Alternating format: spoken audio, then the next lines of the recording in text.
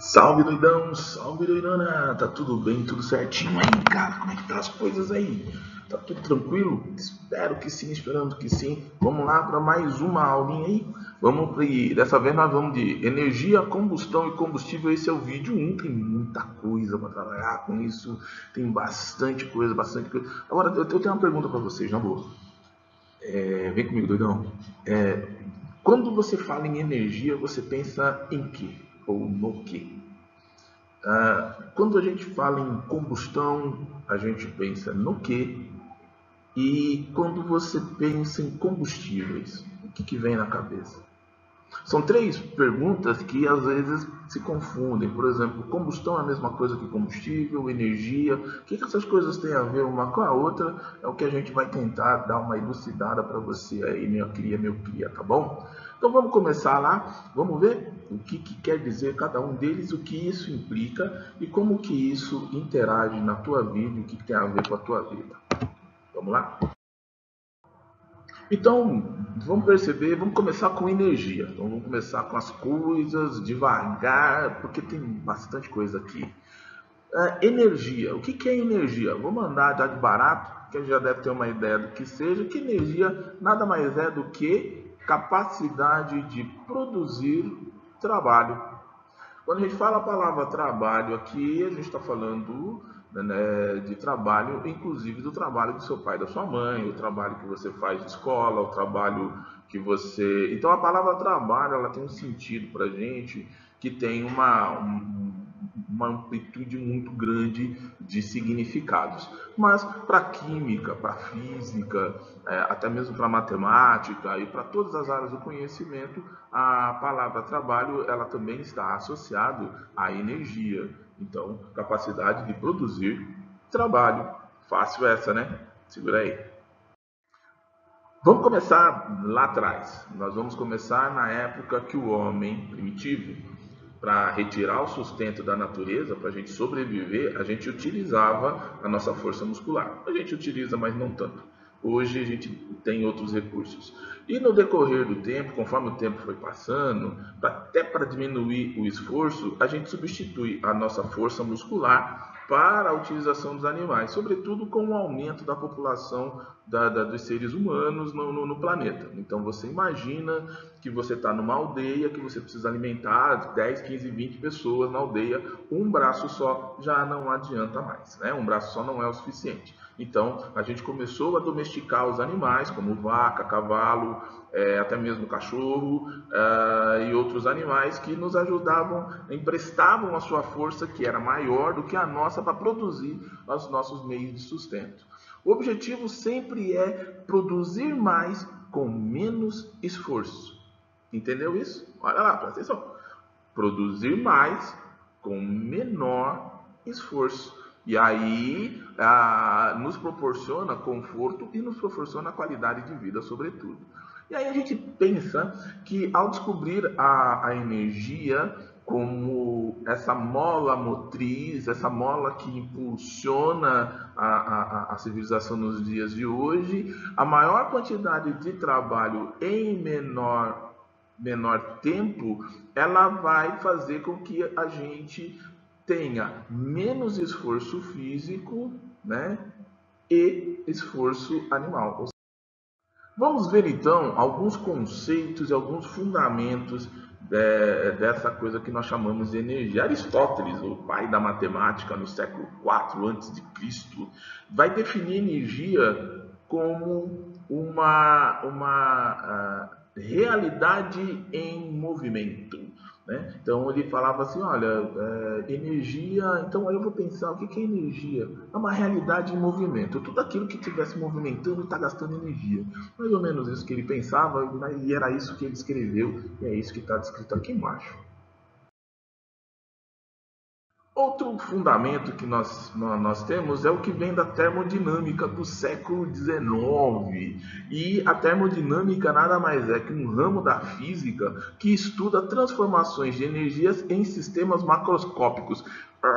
Ficou, professor, vem começar com esse negócio complicado aí, né? Eu sabia, eu também, eu sabia. Então, a termodinâmica, ela é um ramo da física. Física você vai estar estudando com um professor de física lá, mas aqui em química ela aparece também, não como uma coisa separada, mas em conjunto. Quando a gente fala em energia, a gente fala de um fenômeno físico que é estudado também pela química, e é estudado pela biologia, e é estudado pela matemática, que é estudado pela ó, todas as disciplinas estudam essa questão de energia.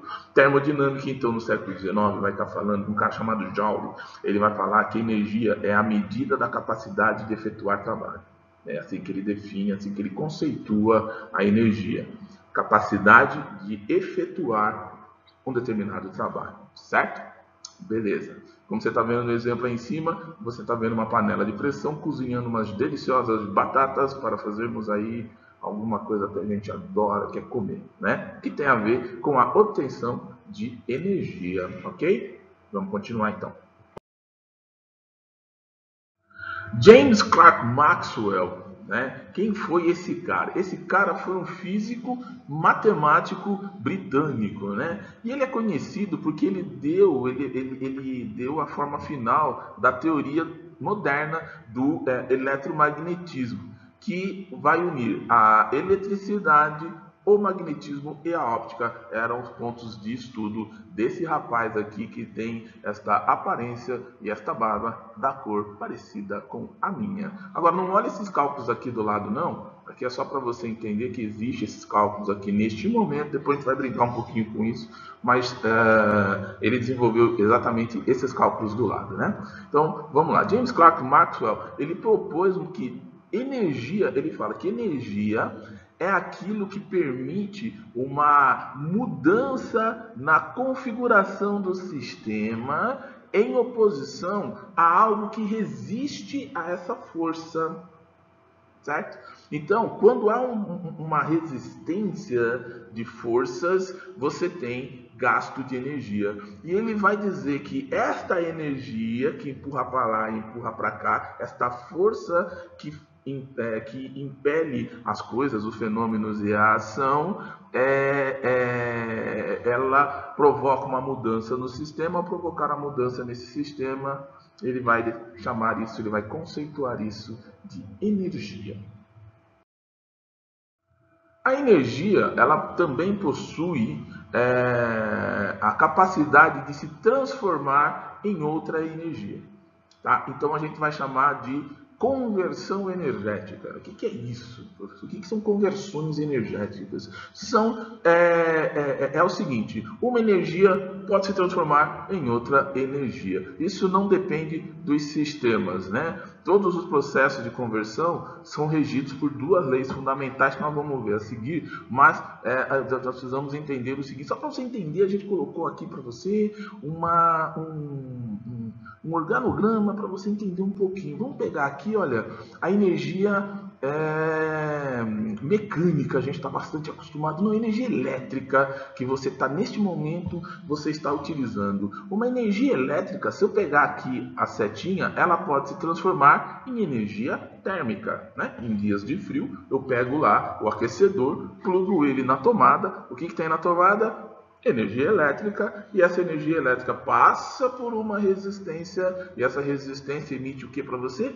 Calor. Então, é energia elétrica transformada em energia térmica, aqui no caso de radiação. Energia mecânica também, a gente conhece energia mecânica que se transforma em energia elétrica, na medida em que nós temos o carro que gira o motor e carrega a bateria na medida em que passa por um negócio chamado alternador e aquela coisa toda, ele carrega a bateria. Este movimento eu chamo de energia mecânica, que vai converger, que vai transformar a energia mecânica em energia elétrica. O contrário pode acontecer, professor? Vai perguntar você, aluninho mais atento. Pode, eu posso transformar a energia elétrica em energia mecânica também, como no caso dos ventiladores. E nós temos várias fontes de energia, vários tipos de energia. que podem ser transformados aí, ok? Mas vamos pegar no que a gente estava dizendo. Existem duas leis fundamentais que vão trabalhar essa questão da conversão energética. Vamos dar uma olhadinha? Vamos dar uma olhadinha nas leis físicas da ciência energética. Começa aquele palavrão, parece professor de física. É mesmo, é disciplina de física, né? Essa questão de energia a gente vai ver em física. Professor, e biologia também tem a ver. E por isso que a gente tem que trabalhar aquela questão de engordar e emagrecer.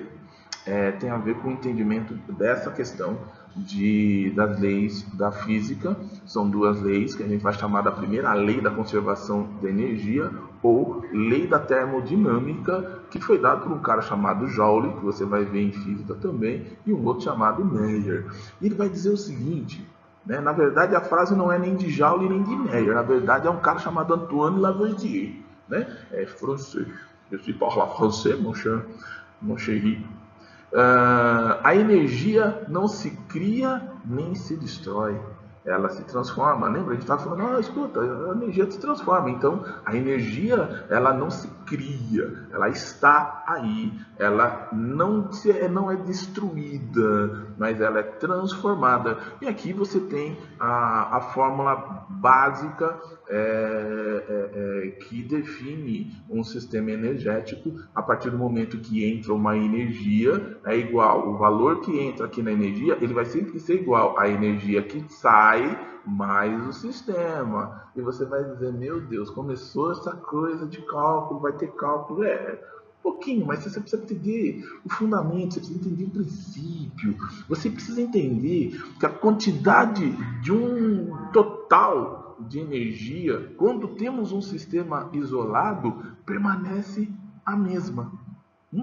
Ela só vai ser transformada, ou ela vai ser direcionada de um lugar para outro, né? Ela vai movimentar uma situação aqui, depois ela vai ver outra situação lá, né? Então, quando nós falamos de energia, que ela não se cria nem se destrói, estamos nos referindo à primeira lei de conservação de energia, que é a primeira lei da termodinâmica dada por esse rapaz chamado Joule, que nós vamos ter algumas medidas aí depois que você vai ver em biologia, quando a gente for falar de caloria, você vai ver em química, fazer alguns cálculos que vai calcular, nós vamos ver isso um pouco mais lá na frente em química, e quando vai falar de Meyer também. Tá bom? Vamos prosseguir aqui para você entender um pouquinho mais da segunda lei da termodinâmica. Então, vamos aqui entender o que eu estava falando lá em cima. A primeira lei da conservação de energia, ela pode ser representada com esse organograma sossegado. Olha, pode ter número, pode mudar, você vai ver de um monte de outro jeito, mas basicamente é isso daqui, olha. A energia, ou aqui chama de aporte, né? A energia que entra, ela vai passar por um determinado sistema energético e ela vai sair de duas formas. Na forma útil, que é a forma que eu quero de destinação dela, por exemplo, eu quero que a quantidade de energia seja convertida em luz. Então, eu chamo isso de energia útil, porque eu quero luz. Eu montei todo um sistema aqui, hidrelétrica, depois passou por fios e cabos, e quando chega em casa, tem a tomada que liga a televisão, que liga o liquidificador, que liga o videogame, que vai carregar seu celular, e coisa e tal, e coisa. Eu chamo isso de energia útil. Quando essa energia, ou seja, a outra parte da energia que não é utilizada, eu vou chamar ela de perda, né? Aqui tem uma discussão de mercado aqui, querido, se soubesse. Mas nós vamos abordar aqui, eu vou mostrar para vocês, tá? Vamos ver mais uma outra coisinha aqui dentro das leis físicas da ciência energética. Trouxe para você um esquema para que você entenda melhor essa questão da energia que entra, é a mesma quantidade da energia que sai dentro de um processo que utiliza energia, dentro de um sistema que utiliza energia. Observe aqui comigo. Quando você tem um carrão aqui bonito, né? Espero que esse seja o seu carro um dia desse, um carrão bonito desse aqui, né? Mas esse carro ele precisa ser abastecido com um combustível, ou álcool, gasolina, ou gás, vai depender, eletricidade, né? Então, tudo que entra no que diz respeito à energia que está contida no combustível, 100% daquilo que é o tanque está cheio, a carga está totalmente carregada, alguma coisa assim, ele vai sair para o sistema, ele vai ser transformado em seu centro. E aí vamos lá, no final do processo, 100% de tudo é transformado. Vamos lá, energia útil, né? Energia útil, ela tem uma relação de 25% da potência efetiva utilizada no motor do carro é levado para aquilo que se destina. No caso, passar força nas rodas do carro, acender luz, carregar a bateria, para que essa luz aqui seja acesa, né? Então, todo esse trabalho que o motor faz, somente 25% daquilo que ele produz, dos 100% de energia que ele tem para dispor, é utilizado efetivamente como energia útil, que a gente já falou para você lá. E o que vai ser chamado de perda vai vir para cá. 5% na fricção e o que a gente chama de perda parasita, né? Então, até estamos tentando dominar essa questão da perda parasita, utilizando alguns instrumentos que reaproveitam a energia dessas perdas parasitas aqui que você está vendo, como é o caso dos freios aqui, né? Reaproveitar a energia que o freio cria para voltar essa energia para o carro, né? Aumentando então a capacidade de potência efetiva que esse carro tem, né? Isso vai provocar uma economia no sistema, tá certo? 30% de perda vai para os fluidos de arrefecimento.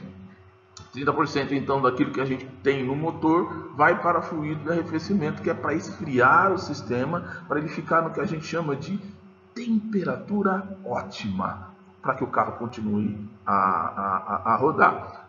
Quando isso não acontece, você no meio da rua vê que o carro está parado, com água, com aquele líquido de arrefecimento rodando pelo chão, pelo asfalto no meio da rua, o dono do carro com a mão na cabeça falando, meu Deus!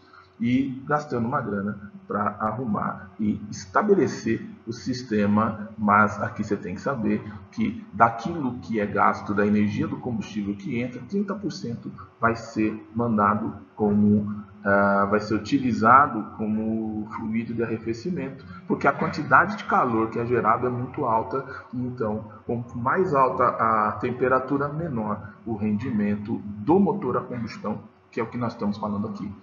40%, e portanto, olha que interessante, 40% gás de exaustão. Ou seja, sabe quando que a parte de trás aqui, onde tem um sistema que a gente chama de escapamento, é por onde sai esses 40%. Isso é o mesmo que dizer que se você coloca R$10 de gasolina no carro, R$4 é para ele soltar gases. Pois é. R$30 é para você beber água. R$5, 5% aqui, né? Até 10, 30, né? R$5 aqui é para você andar e parar. E 25%, os outros R$25 aqui, vamos colocar nesses termos, serve para você utilizar do jeito que você quer utilizar. É assim que funciona.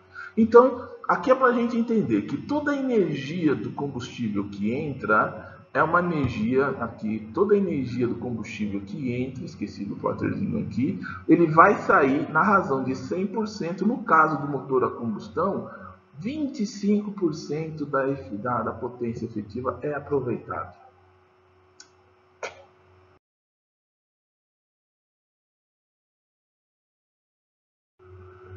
Nós vamos entrar então, se isso é verdade, nós vamos entrar então no que a gente vai chamar de segunda lei da termodinâmica. E você vai falar, ai meu Deus, né?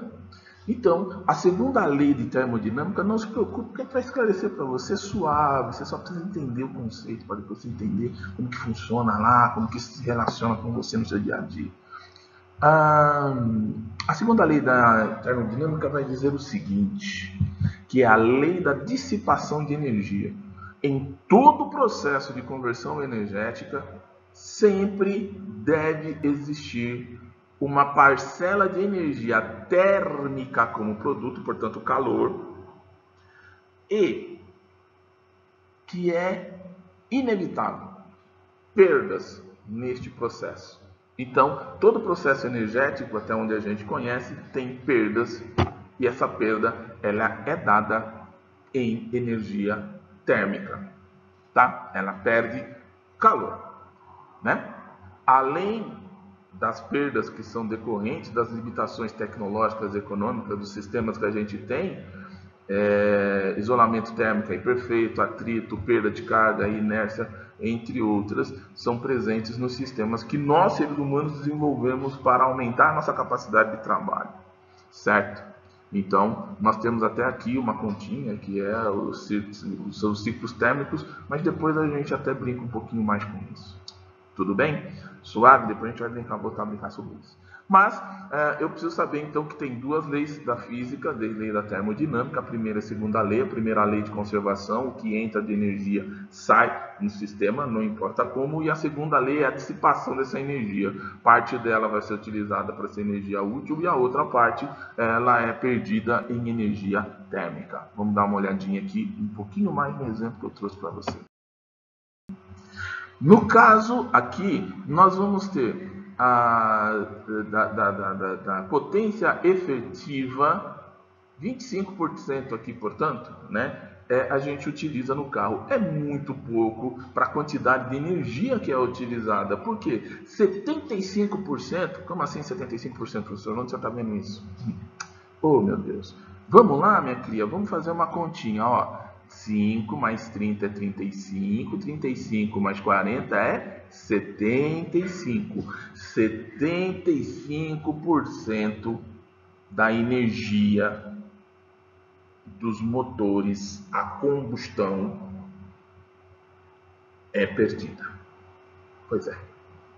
O mercado trabalha, quando eu digo mercado, sim, existem pessoas que buscam resolver este problema aqui, um problema de eficiência energética.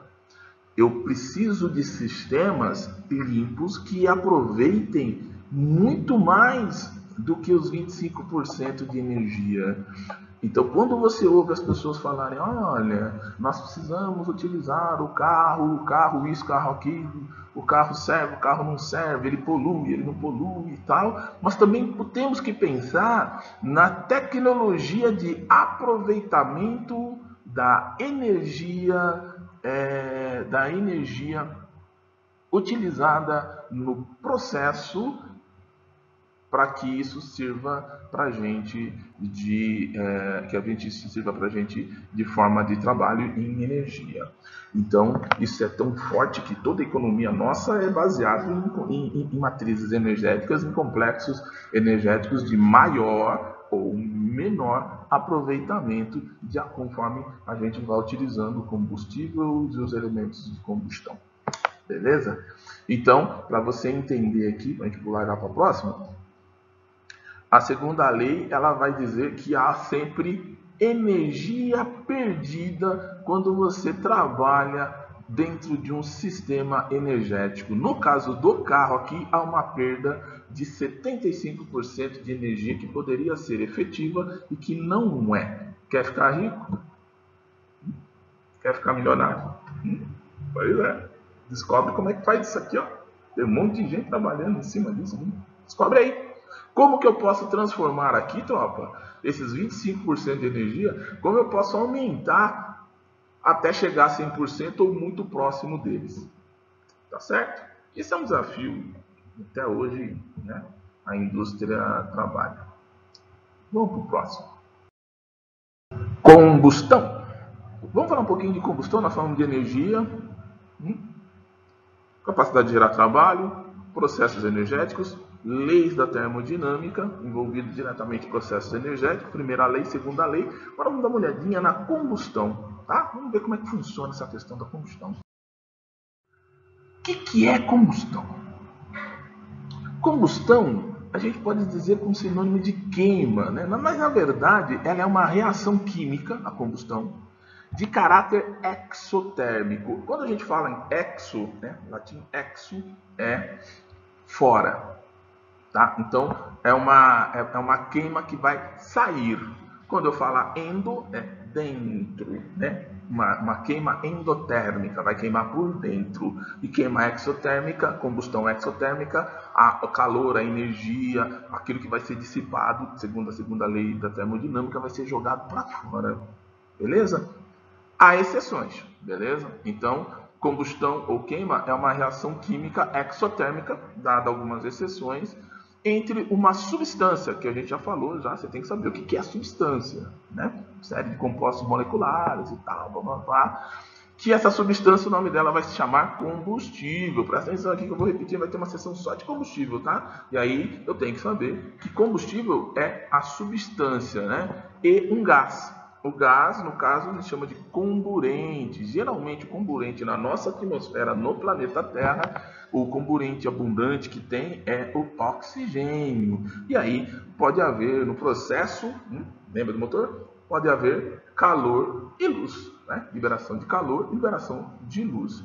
Durante a reação de combustão, são formados muitos outros produtos, resultantes da combinação destes átomos. Lembra? 40% na exaustão do carro. Quando você olha a exaustão do carro, alguém fala, é poluição por CO2 e tal. Mas o que está acontecendo? A queima do combustível, da substância gasolina, da substância álcool, da substância diesel ou qualquer outra substância que você coloca, ela tem como resultado de reação algumas sobras. Beleza? Estas sobras que saem no processo de combustão, que é uma das maneiras em que o processo energético se dá, quando sai a partir da combustão, é porque houve ali o processo de combinação desses reagentes. E no caso da queima, né, em ar desses compostos orgânicos, como metano, propano, gasolina, etanol, que você está acostumado, diesel, que eu já falei, você vai formar um monte de outros. Eu já falei CO2, o monóxido de carbono, CO, água, né? H2, CH4, que é metano, óxido nitroso, enfim, você tem uma série, dependendo daquilo que você queima, é o que você vai jogar, porque já foi feita uma reação química e houve uma transformação. Então, combustão é isso. Nós trouxemos aqui, então, para simplificar, para não ficar, não entendi nada do valor e tal, né? Não entendi nada do valor, né? Então, vamos brincar aqui. O que é combustão? Então, de maneira geral, combustão é uma reação química rápida, em que pode haver, e há, na maioria dos casos, geração de luz e calor. Então, você só precisa combinar alguns elementos essenciais em condições apropriadas para que haja isso. No exemplo que você está vendo aqui em cima, meu rei, olha aqui, ó, o oxigênio do ar, uma vela acesa, um experimento simples de se fazer. Você coloca o copo aqui dentro de uma vela acesa, vai ter aqui oxigênio combinado e vai apagar a chama porque apagou ou acabou aqui. Não, na verdade, o oxigênio aqui foi transformado, ele foi consumido pelo comburente e foi que é, no caso, combustível aqui, aliás, o comburente, né? Que é a substância aqui, né? O combustível, junto com a reação térmica aqui, mais o oxigênio, bum! Apagou. Se você for fazer essa experiência em casa, tem uma supervisão do adulto, tá, gente? Isso aqui para você não se queimar. Não é muito bom ficar fazendo essas experiências com fogo sem a supervisão do adulto, tá? Tem um adulto do lado, beleza? Vamos continuar. Há um tempo atrás, agora não mais, a gente vai atualizar aí para quem não sabe. Era considerado 3 substâncias para fazer fogo, né? Que é o comburente, o combustível e calor, o que se chamava triângulo do fogo. Se não houver esses três, não houvessem esses três, comburente, combustível e calor, não havendo os três, adivinha? Não havendo os três, não haveria fogo, não haveria gasto de energia, não haveria interação da energia com os elementos, né? Seria impedido isso.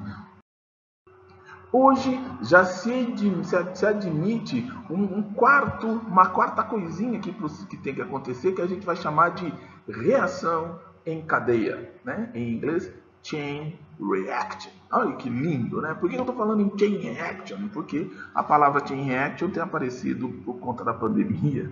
Ela tem aparecido em RT, PCR, né? PCR significa em inglês polimerase chain reaction, né? Então seria reação em cadeia de polimerase. Relaxa, tem a ver com energia? Tem tudo a ver. Então, algumas palavras que a gente vai falar aqui, você vai ouvir em outros locais com o mesmo sentido, sendo visto de uma maneira diferente, em uma outra função, uma outra coisa que vai estar acontecendo. No nosso caso, que é o caso dos sistemas de combustão, sistemas de combustíveis e energia, essa reação em cadeia, essa chain reaction em inglês, é um elemento essencial para que haja uma combustão eficaz e eficiente. Então, passou-se de dizer o triângulo e passou a um quadrilátero aqui, né? Aqui eu tenho que ter uma fonte de ignição, aqui eu tenho que ter o material combustível, aqui eu tenho que ter o comburente e tem que haver uma reação em cadeia, né? Que está descrito aqui, né? Comburente, geralmente comburente aqui é o oxigênio, combustível,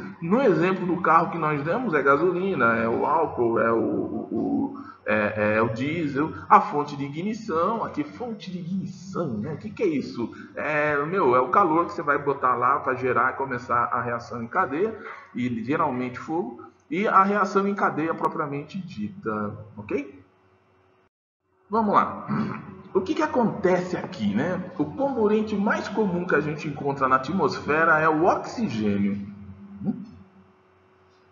Para entender isso, eu tenho que entender o que é um comburente primeiro, né? O comburente é qualquer substância que mantenha a combustão. Então, enquanto houver comburente, a coisa está acontecendo. No caso, podem ser gases ou vapores que envolvem, por exemplo, o combustível. Gasolina, por exemplo, que pega fogo, não é o líquido propriamente dito, é o vapor que envolve e aí, cabum, explode o negócio por expansão do gás. Não coloque fogo em gasolina, tá? E saiba, se estiver mexendo com gasolina, não mexa com fogo. Mandei? Mas a gente precisa saber o seguinte: a composição da nossa atmosfera é formada por 20,9%, olha que cálculo preciso, de oxigênio, 78% de nitrogênio e 1% de outros gases. Tem uma história fantástica que é a história do oxigênio na Terra. Tem a ver com as plantas, tem a ver com algas do mar, tem a ver com um monte de coisa. Uma outra hora a gente conversa sobre isso. Lá em biologia a gente pode conversar. Aqui a gente vai dar uma olhadinha na composição da atmosfera. Por quê? Porque a gente precisa entender que o oxigênio ele é livre na razão de 20% de tudo que compõe o nosso ar. Na experiência que nós vimos acima, a gente só colocou o copo, mas o copo está cheio do quê? Ar atmosférico. E qual é a composição desse ar atmosférico? Oxigênio é 20%, alguns admitem 30%, porque é 20,9%, né? 30%. Nitrogênio é 78%, né? Abundante nitrogênio. E outros gases na razão de 1%. Ok?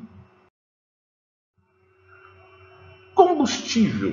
Vamos determinar aqui, vamos definir o que é combustível. Já tinha dito, só para você frisar, combustível é qualquer substância, seja ela sólida, seja ela líquida ou seja ela gasosa. Combustível sólido, vela, glicerina. Quando você pega a vela, combustível sólido.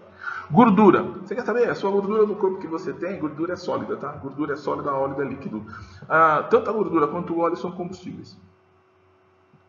Então, o senhor quer dizer que eu posso pegar fogo? Pode.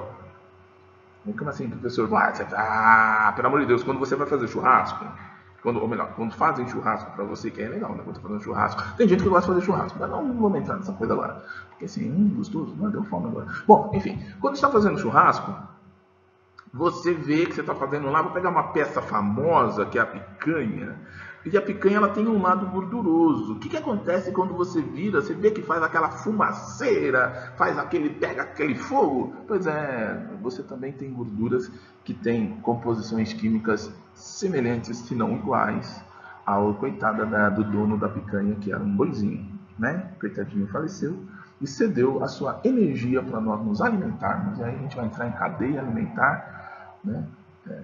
Filhão, tem a ver com isso, tá? Nós nos alimentarmos, tiramos energia de outros compostos orgânicos vindo inclusive de animais, e aí para isso a gente queima uma carnezinha, faz lá um churrasquinho de picanha, e a gordura daquela picanha mostra para você que gordura pega fogo, tá? Então um exemplo de gordura sólida, toda gordura ela tende a solidificar, ela é sólida. Líquido, né? Qualquer substância líquida, vamos pensar aí no álcool, cuidado com o álcool gel. O álcool, o etanol, vários compostos, combustíveis, várias substâncias são consideradas combustível, colocou lá o quadrilátero, bum, pega fogo, tá? E a gasosa, né? Gasosa do tipo aqui, ó, gás de cozinha, gás liquefeito de petróleo, GLP. Né? Esse gás que é gerado, e ele, em algumas casas, em alguns apartamentos, esse gás é encanado, você mora em apartamento geralmente né? Até por uma questão de segurança, o gás de cozinha que você usa, o botijão de gás que você usa, que às vezes passa lá o cara entregando para você, para fazer o arroz, fazer o feijão, né? E às vezes tem churrasqueira que utiliza gás do propano, né? Gás de cozinha, né? Um gás de LP para fazer o churrasquinho nas churrasqueiras mais avançadas. Quando não, a gente utiliza carvão mesmo, que é um combustível sólido, negão. Presta atenção. É só para rimar aqui, viu? Então, o combustível gasoso, né? Qualquer substância ali que ela serve como pega fogo. Tá? No caso do gasoso, o mais comum que você tem é o gás de cozinha, mas cuidado que a gasolina também, na sua forma gasosa, e gasolina a temperatura ambiente na atmosfera normal, que é composta, que a gente viu lá, de oxigênio, nitrogênio e outros gases, naquela proporção 30, 71, né? 29,71, o que pega fogo rápido mesmo, não precisa muito não, é gasolina mesmo, tá? O gás da gasolina que está ali. Por isso que nos postos tem um monte de coisa escrito não fume, e você, por percepção de segurança, você já viu alguém fumando num posto de gasolina, o cara tá doido para fumar, vou acender aqui um cigarro, ele não acende, porque se tiver ali uma concentração alta de gás de gasolina que você não vê, você sente o cheiro, mas você não vê, bum! A vida é assim. Vamos continuar. Fonte de ignição, né? Então vamos lá. Fonte de ignição nada mais é do que o calor representado em energia térmica. Quanto maior a energia térmica, né? Quanto maior a energia térmica, mais reações químicas vão acontecendo entre um determinado material combustível e oxigênio. O material combustível, tudo junto, material combustível e oxigênio. Então, para pegar fogo numa mesa, numa mesa pensei em madeira. Para pegar fogo numa madeira, por exemplo, pegar fogo na madeira, precisa ter uma fonte de ignição para que esta madeira comece a produzir fogo, produzir chama e produzir fumaça. A intensidade adequada para elevar a temperatura e iniciar a combustão é dado por essa fonte de ignição. Fácil, né? Tranquilo, suave. Reação em cadeia. Então, o que é reação em cadeia? Né? Então, nada mais é do que reações químicas que vão ocorrer quando as moléculas do combustível se combinam com o oxigênio, elas se oxidam numa série de etapas e aí, combustão. ocorre aí a combustão. Um exemplo é que você está vendo palitinhos de fósforo, que é simples. Quando você coloca aqui um palitinho de fósforo, o que você acha que acontece quando você mete fogo aqui? Certo? Mete marcha aqui para você ver o que dá. Você pega no um, vai pegar no outro? Vai pegar no outro. E aí a gente vai chamar isso de reação em cadeia. No caso, quem inicia a fonte de ignição aqui é um palito de fósforo que já está pegando fogo, mas a gente sabe que a fonte de ignição para um palito de fósforo é a fricção, né? Você risca o fósforo. Eu não risco o fósforo. Beleza, pega um fósforo, dá uma riscada. Sempre com a supervisão do adulto, viu, tropa? Vai se queimar lá, já vi gente lá fazendo essas brincadeiras malucas, se queimar de bobeira com palito de fósforo, tá? Por quê? Porque palito de fósforo gera calor numa quantidade, inclusive, bastante alta. Beleza? Formas de transmissão dessa energia pode ser de duas maneiras, tá? Então, a primeira maneira é condução, tá, doidão? Presta atenção, condução. Condução é transferência de calor molécula a molécula, ok? Então, eu estou aqui, ó.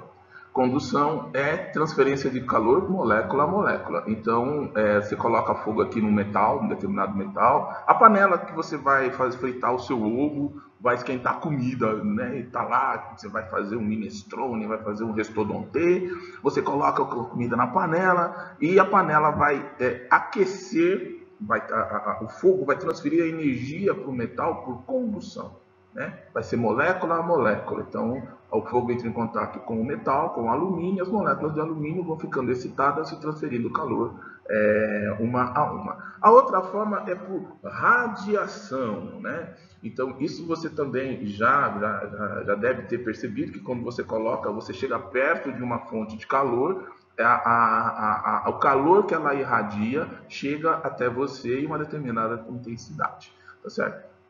Então, por isso que nós temos um sistema de defesa que é da nossa pele mesmo, que é para detectar a quantidade de calor ou frio que você está sentindo. Então, em tempos de calor, você sente aquela onda de calor que vem do sol, e em tempos de frio, essa onda você não sente tanto, e por isso você precisa se proteger com blusa em dias de frio, para você gerar o seu próprio calor e manter o seu calorzinho gostoso lá operante. Entretanto, você sente a sensação que você tem de frio, de calor, é por radiação, tá? Ou irradiação, como queira.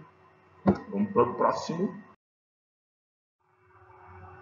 Então, tipos de misturas dos combustíveis, né?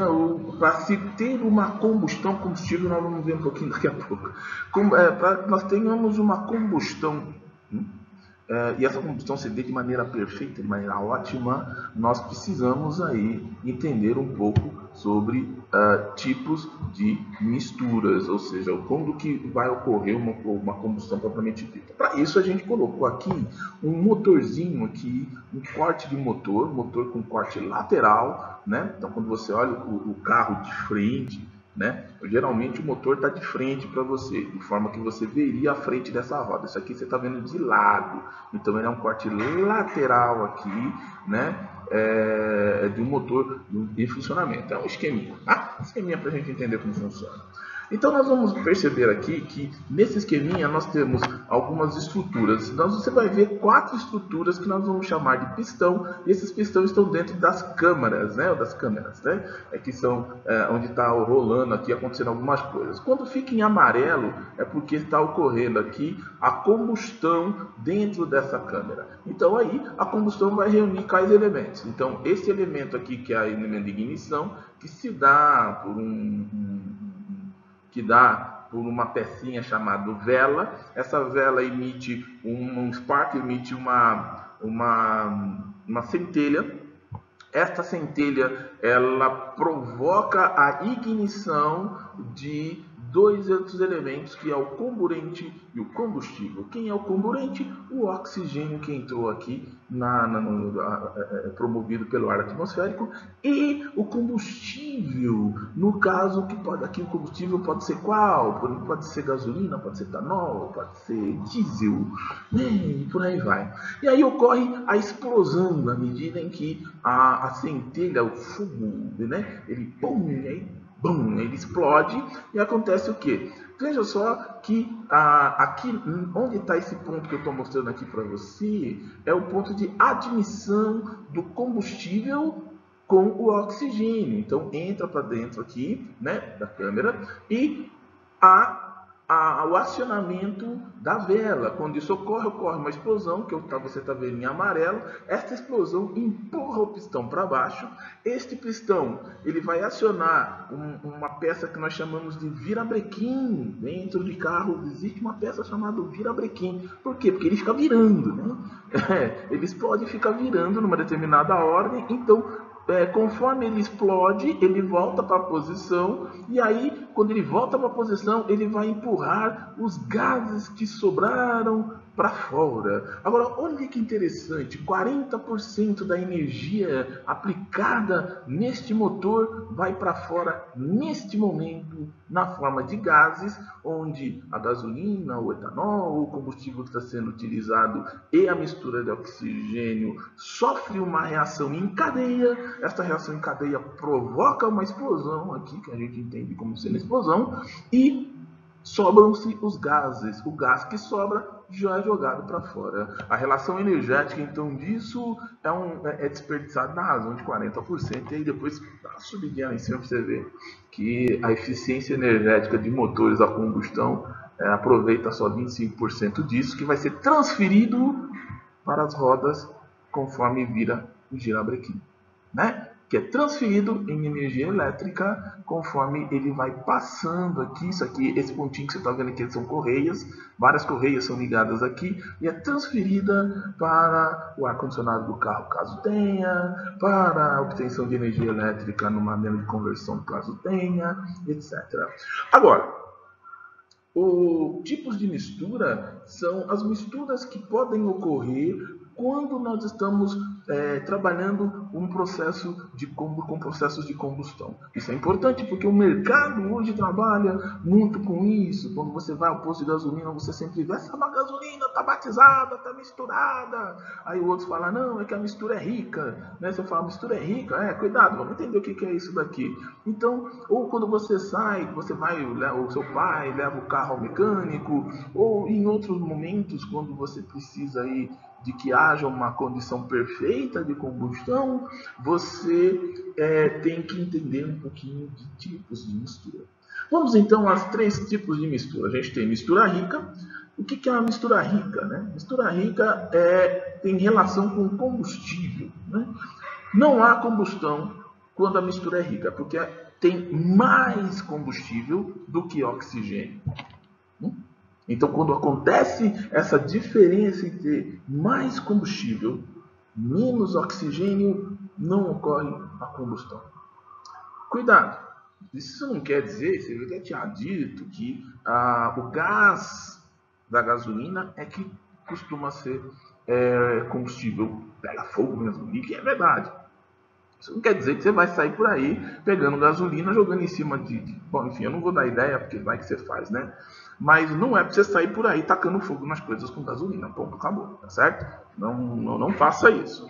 Aí você vai perceber que a mistura rica, conforme o cheiro, por exemplo, da gasolina dentro de um posto. Então, você está num posto de gasolina, você sente aquele cheiro de gasolina, aí você precisa tomar cuidado que tem uma presença muito grande de gases de gasolina, gases de combustível girando por ali. Qualquer faísquinha que dá, bum, pode pegar. Então, por isso que você tem no posto de gasolina, você tá lá, placas: não fume, não porte, não acende isqueiro, não faça um monte de coisa. E a gente costuma responder a isso, senão a gente teria um monte de posto de gasolina explodindo. Sem falar que o posto de gasolina tem uma questão de segurança, por isso que o posto de gasolina é muito aberto. Você já não percebeu? Por que o posto de gasolina é muito aberto? Para caber os carros? Não, para que tenha uma ventilação suficiente para que a concentração concentração de combustível se dilua na atmosfera e não proporcione a ignição. Então, a quantidade de combustível, quando é muito grande,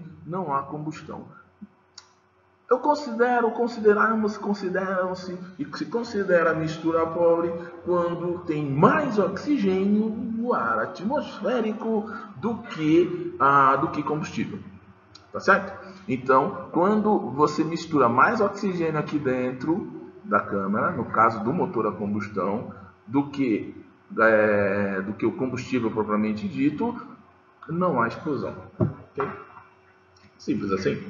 Agora, existe uma mistura ideal. Agora a mistura está ideal. Quando há uma mesma dosagem do combustível com relação ao oxigênio, relativamente falando. Certo? E o motor funciona de uma maneira que você sabe, que você viu, que você vê, motor de ônibus, motor de carro, motor de trem. Motor de trem. Tem trem que é movido a diesel, tá? Boa parte no Brasil é elétrico, mas existe ainda motores movidos a vapor e motores movidos a diesel para trem e para barco. O barco usa diesel, né? Na maioria das vezes, como motor a combustão. O princípio é o mesmo. Tá? O princípio de motor a explosão é o mesmo. O que nós discutimos, o que se discute na engenharia mecânica, o que se discute na física, o que se chama na matemática e na química, são processos mais eficientes de combustão por mistura rica, mistura pobre ou mistura ideal. Por exemplo, pessoas que gostam de velocidade de carro costumam misturar, adicionar outros combustíveis aqui. Vamos lá, gasolina pura para aumentar o rendimento da explosão aqui, né? Levando em consideração que o combustível gasolina que nós utilizamos é misturado com etanol, numa razão de 15, 17, 18%, sempre há uma discussão sobre isso, de quanto de porcentagem de etanol pode entrar na mistura de combustível. No entanto, é descoberto, não, mas é pesquisado qual que é a mistura ideal, qual a dosagem ideal que é utilizado para que haja uma combustão. E combustão, você está vendo aqui, ó, toda hora que aparece o amarelinho aqui, é porque a reação, boom, ela ocorre. Outra coisa que sim, quem trabalha, quem gosta dessa coisa de corrida, de carros e tal, mistura óxido nitroso, o famoso NOx, que passa nos filmes, né? Uns filmes que carrões correndo e tal. Aí tem um nitro, um botijão azul escrito NOx, né? O cara gira um registro e aí ele enriquece ele enriquece a mistura, né? Ou seja, ele aplica mais combustível numa proporção regulada com o oxigênio. Então, eu sempre tenho que dosar oxigênio com o combustível, não importa ele qual seja, para que haja um maior, por exemplo, rendimento no carro, que é colocando nitro no carro, que não é nitroglicerina, tá? Óxido nitroso. E outra coisa que a gente faz são os sistemas de turbo, né? Para quem gosta dessa coisa de carro, né? Os sistemas de turbo, ele injeta um pouco mais de ar no sistema, mas aí a mistura não fica pobre? Sim, por isso que eu tenho que regular a quantidade de combustível. Eu tenho que mexer nas regulagens até chegar a uma mistura ideal para tirar o máximo de potência daquele motor, o máximo de potência daquele sistema energético com aliado ao máximo de explosão que possa se dar aí, ao máximo de combustão que possa ser dado utilizando aquele determinado sistema. Tá bom? Então, toda a indústria, toda vez que você ouvir falar de combustão, de carro de corrida ou não, ou aumentar a potência de motores, isso é utilizado inclusive na aviônica, né? A aviônica, ela é a ciência que vai cuidar das questões dos aviões, né? Então você tem sim aviões de motor a combustão de altíssima eficiência, motores a jato que possui uma outra formatação, mas trabalha com o mesmo conceito de mistura. Por isso que tipos de mistura é muito importante a gente saber conhecer tipos de mistura para poder até contribuir com algumas ideias com relação a isso. Tá bom? Tipos de mistura, então, mais fácil de entender, mas tem uma entrada fantástica em várias áreas do nosso, principalmente no nosso dia a dia, tá? Mistura rica, não se esqueça, mais combustível não há combustão. Mistura pobre, mais oxigênio, também não há combustão. Mistura ideal, mesma dosagem, vai havendo, provocando a combustão. Tá bom? É isso. Vamos para o próximo. Tipos de combustão. Tipos de combustão pode ser 4 que nós vamos olhar. Ela pode ser do tipo vivo, lento, espontâneo ou incompleto. Por que eu preciso saber disso, Luciano? Às vezes a gente pensa, por que eu preciso saber? Onde é que vai me ajudar isso? Vai cair no vestibular? Ai, não, isso pode salvar a tua vida, rapaz. Porque muitas bobagens que a gente às vezes nós fazemos, com combustão, né? Com o advento da combustão, bum, uma coisa, quando você vê, pum, pegou fogo. Quando você vê, vem da falta de conhecimento puro e simples de tipos de combustão. Então, eu não sei o que é combustão, o que é essa reação que ocorre, eu não sei quais são os tipos de combustão, não sei o que provoca uma combustão. Agora eu sei, você já sabe o que provoca a combustão. Você precisa ter uma reação de cadeia, você precisa ter um comburente, você precisa ter um combustível, né? Comburente, combustível, reação em cadeia, falta um. Você lembra lá de qual falta? Né? Que são 4. Só para ensino para você ver, só porque eu vou deixar isso no vácuo, beleza? Vamos lá. Mas aqui nós vamos ver o tipo de combustão, né? E eu já estou dizendo, vamos dar uma olhadinha então na combustão viva.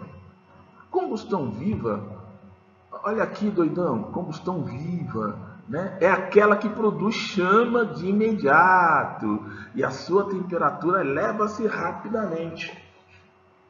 Combustão viva, né? As explosões são combustões mais do que vivas, né? São produções reencarnatórias, né? Pelo amor de Deus.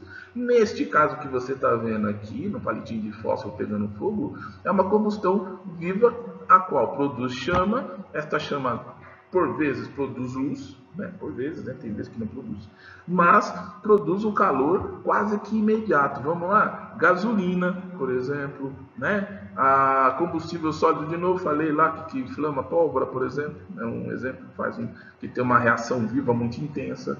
É um exemplo de combustão viva, então tipo de combustão viva. Próximo. Combustão lenta. Tipo de combustão lenta. Todos os elementos que compõem a combustão, né? Todas as reações, todos os elementos que vão compor a reação, pode ser de maneira lenta. Não vai produzir chama e a temperatura é de imediato, assim, né? E a temperatura não se eleva com rapidez. Às vezes, no caso da ferrugem, que é o exemplo, isso aqui é tudo, olha que bonitinho, um monte de parafusinho enferrujado. Esse aqui não, tá? É só para dar um contraste, né? Mas aqui, os parafusos enferrujados estão num tipo de combustão lenta, né? Onde você tem o oxigênio agindo com o ferro, e, né? Está tendo aí um bereguedê, e aí cria o óxido ferroso, né? Chamado de ferrugem, né? Rust em inglês, para quem, né, gosta aí um pouquinho de inglês. Então tem o que a gente chama de combustão lenta, ela demora para aparecer os resultados, tá bom? Veja, mas espera aí, professor, ferrugem é um tipo de combustão? É um tipo de combustão, sim, tá? A combustão espontânea é quando se produz a oxidação lenta de uma substância e é provocado por temperaturas baixas, né?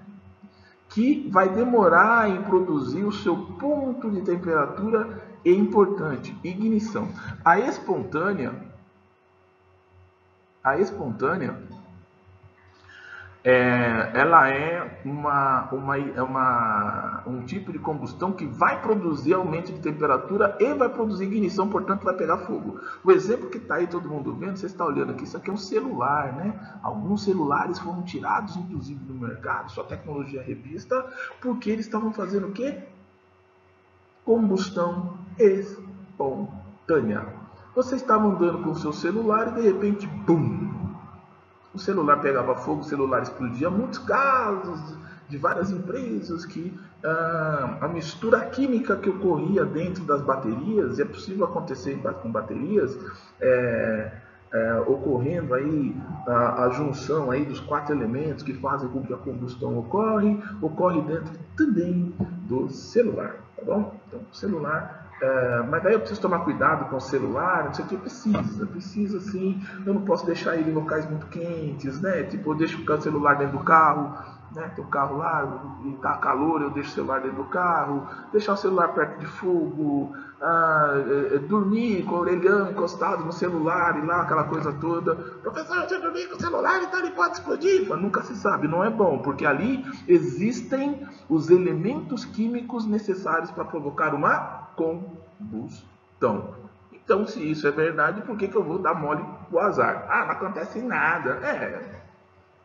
Até acontecer, como já aconteceu com algumas pessoas, que estavam dormindo com o celular e o celular começou a pegar fogo por combustão espontânea, certo? Por exemplo, quando você junta, aqui eu dei alguns exemplos, né? Quando você junta a roupa num canto, e aí coloca algumas coisas lá, dependendo do composto químico que você coloca, caseiro mesmo, né? Que você coloca lá, pode ocorrer combustão espontânea, você fala assim, nossa, pegou fogo. Quem foi? Fantasma. Não foi fantasma. Estava acontecendo a reação lá e você não percebeu. E existem alguns compostos que você tem dentro da sua própria casa que podem provocar isso, tá bom? Então, outro tipo de combustão espontânea, certo? Vamos para o próximo. Combustão incompleta. Geralmente acompanhada de fumaça e fuligem. É onde se produz com insuficiência de oxigênio. Ou seja, a mistura de oxigênio está meio que pobre ali. Então continua pegando fogo, na verdade continua queimando. A gente fala, está queimando. Quando a gente fala queimando, é que não necessariamente está pegando fogo. Ali você vê o fogo, né? Então vai fogo, não. Está queimando, né? A gente vê aquela frase, onde há fumaça, há fogo, né? Por quê? Porque tem vezes que você olha para a fumaça e você não vê o fogo. E aí nós temos um tipo de combustão que é da classe da incompleta. É onde leva os bombeiros, que você está vendo no jornal quando tem incêndios, né? Incêndio aqui, incêndio ali. Aí o repórter fala, agora os bombeiros estão na operação rescaldo. O que eles estão fazendo? Eles não estão vendo o fogo, estão vendo a fumaça, e às vezes nem a fumaça ele está vendo, mas ele tem que neutralizar a combustão. Ele tem que cessar o fenômeno da combustão, mesmo que este fenômeno esteja acontecendo de maneira incompleta. Se ele vira as costas, vai embora e o fogo começa de novo. Simples assim.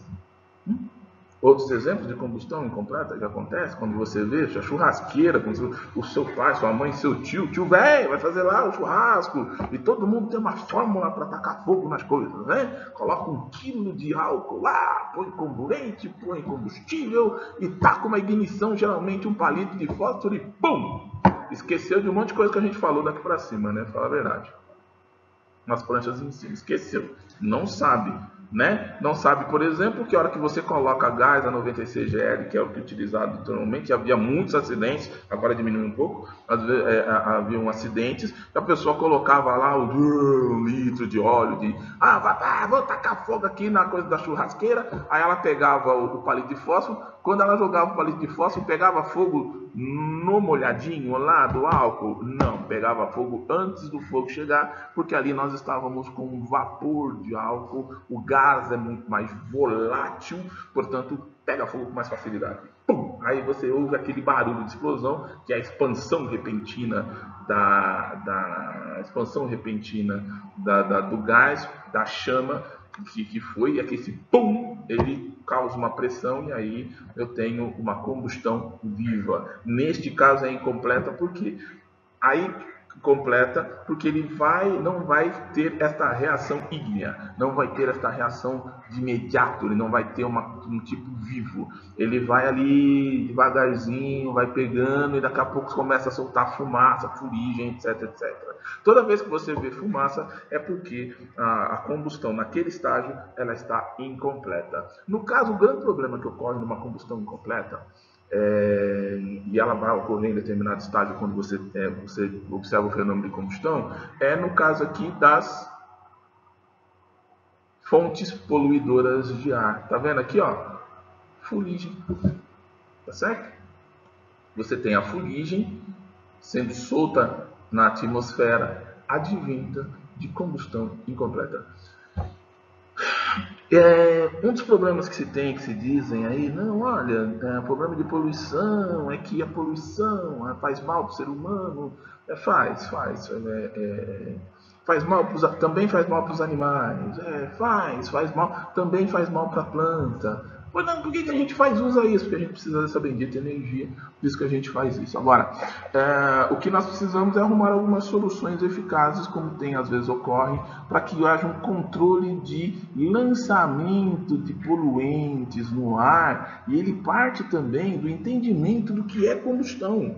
Se eu entender que, veja só, 40% daquilo que sai do motor a gasolina vai para o escapamento do carro, como que eu posso minimizar, né? Em meio ambiente a gente fala mitigar, diminuir os efeitos dessa poluição na atmosfera, né? Você pode ver que é interessante que na medida em que nós passamos pela pandemia, a qualidade do ar melhorou bastante. Por que será? Porque nós não utilizamos muito os carros, portanto, né? Agora vai estar voltando, porque já está começando a voltar tudo de novo, então o assunto poluição, ele vai ser um assunto que vai voltar à baila aí nas pautas dos jornais, mas a poluição por combustão incompleta, ou seja, lançamento de fuligem, aerossóis na atmosfera, né, causada pelas indústrias, ela é um problema sério que nós temos que resolver ainda, tá bem?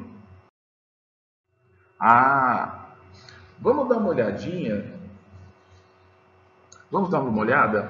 na reação química entre combustível e oxigênio, né? Você vai falar, professor, está demorando para chegar nesses balanços estequiométricos. Lembra, o que entra de energia, potencial de energético, que entra na razão de 100%, não importa a quantidade, sai na razão de 100% também, sendo que 25% ou uma porcentagem daquilo é destinado para aquilo que nós queremos que seja destinado. No caso do motor a combustão, a gente quer que seja destinado para o carro, para conduzir você, para transportar coisas de um ponto a outro, e vem toda uma questão de economia, a gente vai falar isso depois, né? Vamos brincar um pouquinho, mas você precisa entender esses conceitos aqui primeiro. Então, ocorre aí uma reação química quando essas coisas vão rolando. Eu só vou lembrar de uma coisinha para você que está aqui, ó. 79% do volume atmosférico é nitrogênio, certo? E outros gases que estão na nossa atmosfera. 21% é oxigênio. Isso nós falamos na prancha lá em cima, certo? Quando a gente trabalha isso em volume, 0,79 litros e 0,21 litros, quando você transforma isso em 1 litro. Você pega 1 litro lá de ar atmosférico e dentro desse litro de ar atmosférico 0,21 litros, ou seja, 200 gramas ali, 200 ml, na verdade, mililitros, mais ou menos 200 mililitros é oxigênio. E o outro são outras coisas misturadas a isso. Vamos fazer uma conta. Depois a gente brinca um pouquinho com isso. Quando a gente for fazer alguns exercícios, a gente vai mostrar certinho como é que você faz isso e tal. Agora você precisa entender o seguinte. Na reação química do carbono, olha que interessante. Nós vamos ter o CO2, por exemplo, que é carbono mais oxigênio, vai criar uma molécula chamada CO2, e esse CO2, depois da reação, ela vai me dar 8.100 quilocalorias por quilograma. Quilocalorias? O que é isso, professor? Tá. é a quantidade de energia medida em calorias, medida em calorias, que ele dispersa para cada quilo de carbono e oxigênio O2, certo? Beleza? Não ficou beleza, não gostei disso não. Olha só, na medida em que me entra, não importa o que, no processo, no sistema, o que vai sobrar quando entra do sistema, o que vai sobrar daquilo que foi conduzido é 8.100 quilocalorias por quilo de energia. Em tempo, para você saber, uma coisa curiosa, inclusive, você engorda quando você coloca no seu sistema, para cada quilo que você engorda, você está armazenando 8.100 quilocalorias ou 8.100 unidades de gordura capazes de produzir 8.100 unidades de gordura, não, minto, não, 8.100 naquela quantidade de gordura, você tem uma capacidade de queima de 8.100 quilocalorias. Então, quando você olha o pacotinho de bolacha que você come, e aí eu vou ter que lembrar, o homem é entre 2.000 e 2.100 quilocalorias por dia para ser consumido na forma de comida, a mulher 1.800, 1.600, vai depender de quem você for ler, vai te dar aí, mas aí vamos admitir 2.000 calorias média dia para ambos os sexos, né? Para ambos os gêneros sexuais, né? Desculpe, ambos os sexos. De qualquer maneira, você vai engordar em média 1 kg a cada 8.000 calorias consumidas, além daquilo que você come. Como é que eu faço essa conta, nego? Olha que doidão, olha que bagulho doido. Você pesa 10 quilos, certo? Para pesar 10 quilos, você come por dia cerca de 2.000 calorias. Você consome 2.000 calorias. Entra no seu sistema, ó, aqui eu estou tirando carbono e vou colocar comida. Eu vou colocar refrigerante, vou colocar um monte de coisa. Aí quando fizer lá as suas 2.000 calorias, 1.600, 1.800, não importa. Quando fizer lá as suas calorias, você vai manter esses seus 10 quilos normal, sossegado, suave, a vida que segue. Certo? Certo. Só que você começa a comer por dia 1.000 calorias a mais. Todos os dias você come 1.000 calorias a mais. Então, em vez de ser 2.000, vai para 3.000 calorias. Quando essa diferença de 1.000 passar, somar 8.000 calorias, você engorda 1 quilo. Doido, mas é verdade. Veja só.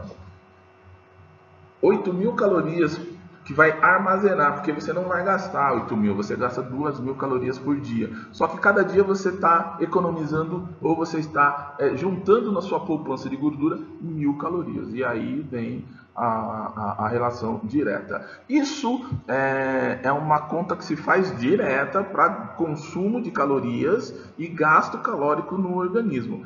É mais complexo que isso, é um pouquinho difícil, mais complexo de se entender, mas basicamente é assim que funciona, tá? Na verdade, tem uma questão de metabolismo basal, pessoas que comem pouco engordam muito, pessoas que engordam muito engordam pouco e comem muito, né? Aqueles que eu invejo necessariamente, as pessoas que são muito magras e comem muito, tem uma relação a ver aí, como é que ele faz este balanço energético aqui das coisas que ele consome, ou seja, a reação química entre aquilo que ele come, que a gente chama de combustível, porque sua comida, nego, nada mais é do que o combustível que você consome e o oxigênio que você respira. E aí nós vamos entender em biologia como é que funciona a cadeia respiratória, tá bom? Nós temos então aqui, foi só para mandar para você um exemplo de como é que ocorre a reação química entre combustível e oxigênio, a mesma que acontece no organismo humano, o jeitão, a forma, a estrutura é muito parecida com o que ocorre na natureza, sem problema nenhum. Nós temos a do hidrogênio, olha só que o hidrogênio ele vai entrar um 2H2 aqui para sair 34.100 calorias por quilo, né, de produto consumido. Então, esse daqui, e aí você vai ver alguns estudos muito aprofundados, carros movidos a hidrogênio. Por que carro movido a hidrogênio? Porque a quantidade de quilocaloria de queima né, que se dá, a qualidade da combustão é muito maior quando você tem elementos como base de carbono. Combustível com base de carbono, ele te dá aí 8.100 calorias ou 2.400 calorias, dependendo daí da situação aqui, né? Quando dá o CO, que aqui é monóxido de carbono, que sai no escapamento do carro, e o dióxido de carbono. Monóxido por quê, professor? Porque é uma molécula de carbono e uma de oxigênio, mono, uma. E dióxido, uma molécula de carbono, duas de oxigênio, duas de dióxido, tá? Então, dióxido de carbono e monóxido de carbono, ambos resultante da queima de combustíveis com base de carbono, no caso da gasolina e por aí vai. No caso do hidrogênio, hidrogênio é o que? Hidrogênio você tem duas moléculas, o 2H2, né? Mais H2O. Então, veja só, H2O. Então, ele entra como água, né? Ele entra, não, desculpe, eu falei bobagem aqui. Ele entra como moléculas de hidrogênio que vai se misturar ao oxigênio e aí ele vai resultar, e geralmente o que sobra da queima do hidrogênio é vapor d'água, mas ele produz uma quantidade muito grande de energia em relação, por exemplo, ao do carbono, que é de 8.100, se você fazer as contas, ele vai para 34.100 quilocalorias para 1 quilo de combustível utilizado. O enxofre já produz um pouco menos e o metano produz 13.279 quilocalorias dentro do sistema.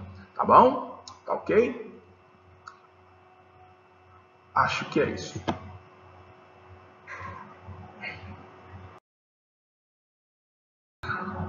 Certo! Agora nós vamos encerrar essa primeira parte aqui de química, energia, combustão e combustível, e depois a gente vê na parte 2, onde nós vamos falar dos combustíveis. Tem muita coisa, mas espero que você tenha entendido aí vários conceitos que nós estávamos trabalhando com vocês, né? Que é o conceito de energia e o conceito de combustão. Agora nós vamos trabalhar combustíveis. Veja, são coisas diferentes que interagem no mesmo sistema e fazem parte de um mesmo assunto e têm uma influência muito grande para vocês. Então, meu amigo, obrigado por ter acompanhado até aqui. Deve ter algumas coisinhas para você fazer, mas se você tiver dúvida, volta no vídeo, tá falando, então fala com a gente aqui, beleza? Beijo para vocês, até a próxima.